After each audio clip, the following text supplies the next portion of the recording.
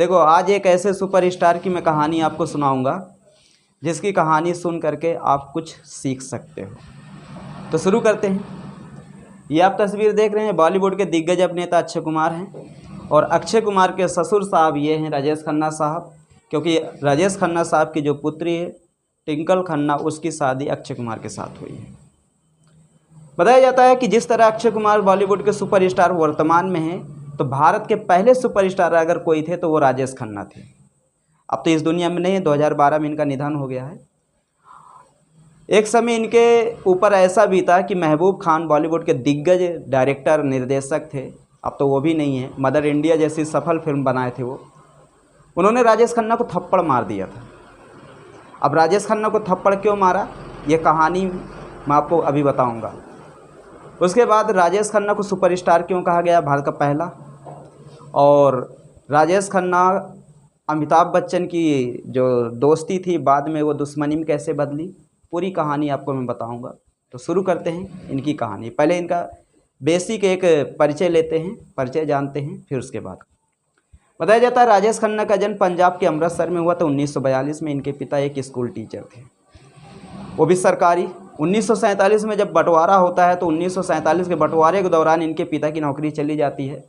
तो अब जब नौकरी चली जाती है तो आय का कोई साधन नहीं रहता, जिसके चलते इनके पिताजी काफ़ी परेशान होते हैं और घर की जो हालात थी वो अच्छी नहीं थी, जिसके चलते इनके पिता चाहते थे कि मेरा पुत्र पढ़ लिख करके कुछ अच्छा बने।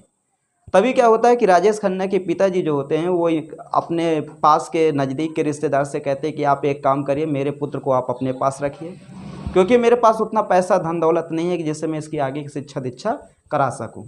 खैर, दोस्त उनके अच्छे थे, रिश्तेदार अच्छे थे, उन्होंने कहा ठीक है, इसको हम अपने बेटे जैसा रखेंगे। वो राजेश खन्ना को लेकर मुंबई चले जाते हैं। जब मुंबई पहुंचते हैं तो मुंबई के एक स्कूल में इनका एडमिशन कराया जाता है। जब मुंबई में एडमिशन होता है तो इनका मेन जो रुचि थी वो एक कलाकार के तौर पर थी। ये एक्टिंग करने का बहुत शौक़ था इनको। स्कूल में बढ़ चढ़ के एक्टिंग में भाग लिया करते थे।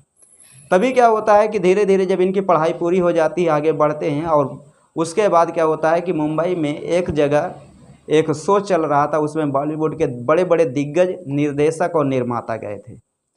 तभी क्या होता है कि राज सिप्पी, आप नाम सुने होंगे, शोले जैसी सफल फिल्म बनाए हैं रमेश सिप्पी, राज सिप्पी, तो वहाँ पर वो भी मौजूद थे। तो उन्होंने राजेश खन्ना को एक डायलॉग बोलने के लिए कहा। 1965 की बात है। राजेश खन्ना ने वो डायलॉग बोला और उसके बाद पूरी जनता राजेश खन्ना की तारीफ़ करने लगी। उन्होंने राजेश खन्ना से कहा ठीक है, अगली फिल्म में हम तुम्हें लेंगे लीड हीरो के तौर पर, और उस फिल्म का नाम है राज। फिल्म अनाउंस हो जाती है, उसके बाद फिल्म रिलीज होती है और ये फिल्म 1965 की एक सुपरहिट फिल्म साबित होती है। बताया जाता है कि 1969 से लेकर के 1975 के बीच में राजेश खन्ना लगभग टोटल 14 फिल्में किए थे और 14 की 14 फिल्में हिट सुपरहिट हुई, जिसके चलते राजेश खन्ना को भारत का पहला सुपरस्टार कहा गया। उसके बाद क्या होता है कि जब हिट सुपरहिट फिल्में अगर वो दे रहा है कोई व्यक्ति, तो निश्चित है उसके अंदर घमंड आएगा। बताया जाता है कि अगर राजेश खन्ना को सेट पर पहुंचना 9 बजे तो राजेश खन्ना पहुंचते तो दोपहर को 2 बजे। तो जो निर्माता थे, निर्देशक थे, तो राजेश खन्ना से काफ़ी ज़्यादा नाराज़ होते थे। और एक बार ऐसे ही एक निर्माता महबूब खान है, ये बताया जाता है कि एक फिल्म की शूटिंग चल रही थी तो राजेश खन्ना उसमें लेट पहुंचे। तो राजेश खन्ना से उन्होंने कहा भाई आप लेट कैसे हो गए। तो राजेश खन्ना ने कहा आपकी फिल्म चले या ना चले, मैं अपने टाइम के साथ समझौता नहीं कर सकता, जिस समय मैं आऊँगा उसी समय मैं आऊँगा। तो इन्होंने कहा आपको टाइम से ही आना पड़ेगा, क्योंकि मैं आपको पैसा दिया हूँ, अगर आप टाइम से नहीं आओगे तो मैं लात मार के तुम्हें यहाँ से निकाल दूंगा। तो उसी बीच में राजेश खन्ना और इनकी थोड़ा तू में हो गए। तो इन्होंने राजेश खन्ना को खींच के थप्पड़ मारे थे कि तुम नौकर हो, नौकर जैसे रहो, मालिक मैं हूँ, मैं फिल्म बनवा रहा हूँ, मैं कर रहा हूँ। राजेश खन्ना को उस थप्पड़ का काफ़ी ज़्यादा बुरा लगा। और बताया जाता है उसके बाद राजेश खन्ना ने महबूब खान के साथ कोई फिल्म साइन नहीं की। और यही घमंड राजेश खन्ना को धीरे धीरे करते करते एक दिन ऐसा नीचे ले आया कि राजेश खन्ना को के पास कोई फिल्में नहीं बची।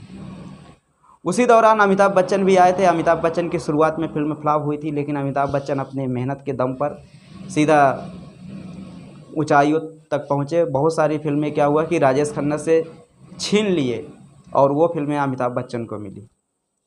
एक समय ऐसा भी बताया जाता है कि राजेश खन्ना की जब फिल्म थिएटर पे लगती थी तो पता लगता था कि अच्छा फिल्में राजेश खन्ना की ही चल रही हैं, बाकी किसी की चल ही नहीं रही।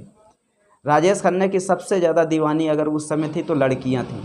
बताया जाता है राजेश खन्ना जब सफ़ेद कार से चलते थे तो लड़कियां इनकी कार के जो चुंबन होता है किस से पूरी कार को लाल कर देती थी, मतलब इन कार की किस लेती थी। आप ये समझिए इतना बड़े सुपरस्टार थे कि मतलब लड़कियां भी इनकी काफ़ी ज़्यादा दीवानी थी। बताया जाता है कि राजेश खन्ना के पास लड़कियां खत भेजा करती थी, वो भी खून से लिख करके। राजेश खन्ना उन खतों को पढ़ नहीं पाते थे, तभी क्या होता था कि राजेश खन्ना ने एक नौकर रख के रखा था कि अब ये खत ये पढ़ेंगी। आप ये समझ लीजिए।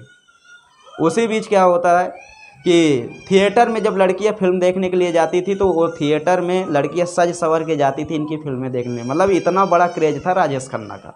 आप ये समझ लीजिए। लेकिन धीरे धीरे धीरे धीरे धीरे कर राजेश खन्ना का घमंड ही राजेश खन्ना को चूर कर दिया, क्योंकि टाइम से सेट पर नहीं पहुंचना। कोई भी व्यक्ति अगर पैसा लगा रहा है तो अगर आप टाइम से उसका काम नहीं कर रहे हैं तो एक दिन वो आपको निश्चित है रिजेक्ट कर देगा। यही कहेगा तुम चाहे जितने बड़े सुपरस्टार हो। फिर ज़रूरी थोड़ा आज आपका जलवा है, कल दूसरा तैयार हो रहा, परसों तीसरा तैयार हो रहा, तो आपको समय के अकॉर्डिंग ढालना है। तो राजेश खन्ना समय के अकॉर्डिंग नहीं ढाल पाए अपने आप को।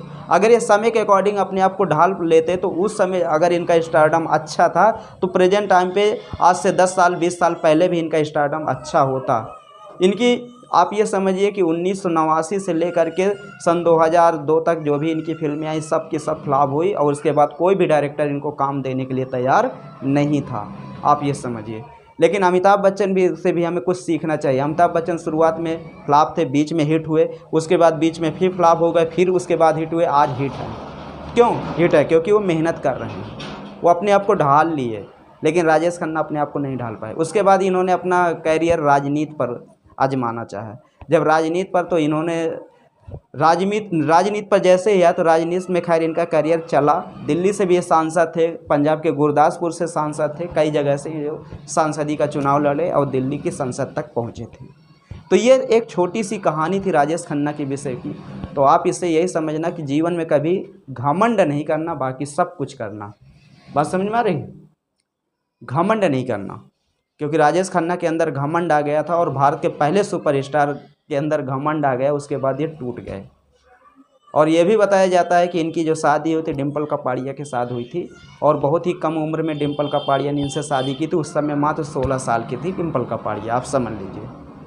और वो भी एक सुपरस्टार थी, उसकी भी फिल्में काफ़ी ज़्यादा हिट हुई थी, लेकिन इनकी दोनों की बनती नहीं थी पति पत्नी के बीच में। तो तमाम ऐसी ही जानकारियाँ और हैं राजेश खन्ना की विषय की, रोचक जानकारियाँ हैं। कभी मौका मिले तो इनकी एक पुस्तक है राजेश खन्ना के नाम से, उस पुस्तक को पढ़ना, पूरी इनकी जीवनी उसमें लिखी हुई है। हाँ समझे।